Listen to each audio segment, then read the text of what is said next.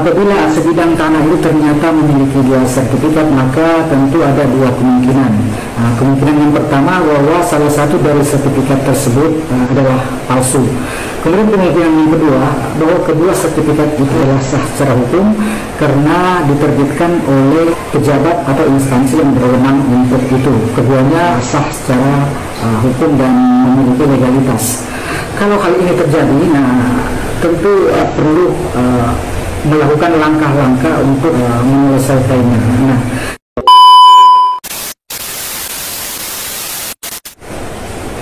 Assalamualaikum warahmatullahi wabarakatuh. Bagaimana sih solusi untuk masalah sertifikat ganda? Ada banyak sekali kejadian di mana sebidang tanah itu memiliki dua sertifikat sekaligus di saat yang bersamaan. Artinya ketika Anda memiliki tanah dan secara de facto Anda adalah pemilik tanah tersebut dan Anda sendiri memegang sertifikat atas tanah tersebut, namun ternyata ada orang lain yang juga memiliki sertifikat untuk tanah itu di mana bukan atas nama Anda sendiri. Nah, di sini yang sering diistilahkan sebagai sertifikat ganda. Nah, ini tentu saja adalah persoalan hukum yang sangat serius. Oleh karena itu di video kali ini saya akan mencoba memberikan penjelasan langkah-langkah yang bisa kita ambil untuk menyelesaikan masalah ini.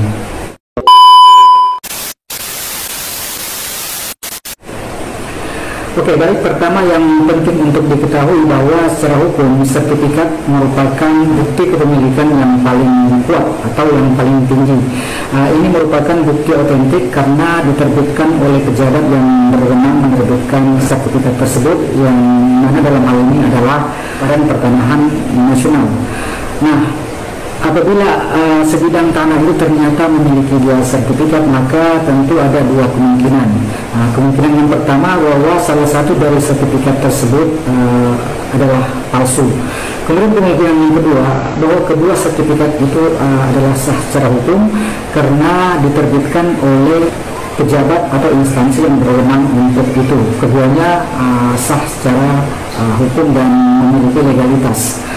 Kalau hal ini terjadi, tentu kita perlu melakukan langkah-langkah untuk menyelesaikannya. Yang pertama yang harus kita lakukan adalah memastikan mana di antara dua sertifikat itu yang palsu. Tentu saja yang paling kita curigai palsu adalah sertifikat yang dipegang oleh orang lain. Untuk memastikan itu, caranya kita harus datang ke kantor BPN, periksa atau mengecek apakah sertifikat yang dipegang oleh orang lain itu benar terdata di BPN atau ada datanya. Kalau ternyata tidak ada datanya, tidak terdaftar di situ, maka sudah bisa dipastikan bahwa sertifikat itu adalah palsu adanya. Karena itu adalah sertifikat palsu, tentu itu bisa diproses secara pidana karena di situ ada delik pemalsuan surat. Silahkan melapor ke kepolisian tentang adanya dugaan pemalsuan surat sertifikat tanah tersebut. Nanti pihak kepolisian akan memproses.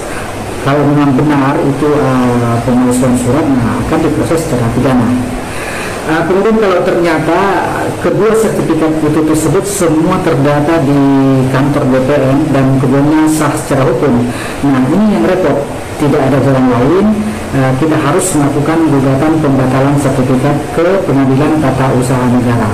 Di sini perlu saya sampaikan bahwa di sini yang digugat adalah bukan oknum yang memegang sertifikat tadi, melainkan pejabat atau instansi yang mengeluarkan sertifikat, yakni Badan Pertanahan Nasional. Karena ada dua alas hak yang keduanya sah, tentu salah satunya itu sudah bisa dipastikan diterbitkan dengan cara yang tidak seharusnya, yang tidak sesuai dengan prosedur yang dibenarkan secara hukum. Apa itu prosedur yang dibenarkan secara hukum? Kita tahu bahwa untuk menerbitkan sertifikat tanah itu harus berdasarkan pada alas hak yang benar. Alas hak yang benar itu paling tidak ada tiga. Yang pertama, melalui jual beli. Ini maksudnya bahwa tanah tersebut diperoleh dengan cara jual beli. Kemudian cara yang kedua melalui warisan. Kemudian yang ketiga melalui hibah. Kalau diperoleh dengan cara jual beli, tentu ada akta jual belinya. Kemudian kalau melalui warisan, pewaris dan ahli waris itu sangat jelas. Kemudian kalau hibah, ada akta hibah. Nah, ini harus dibuktikan di pengadilan. Nah, nanti di pengadilan akan menilai siapa di antara dua pemilik sertifikat ini yang memiliki alas hak yang kuat. Kalau ternyata Anda secara memperoleh tanah itu dengan cara jual beli, dengan cara warisan, nah tentu Anda memiliki bukti, misalnya akta jual beli, Anda punya akta jual beli, Anda punya surat keterangan waris kalau memang Anda ahli waris. Nah ini nanti pengadilan akan menilai mana di antara kedua pemegang sertifikat tersebut yang memiliki alas hak yang lebih kuat.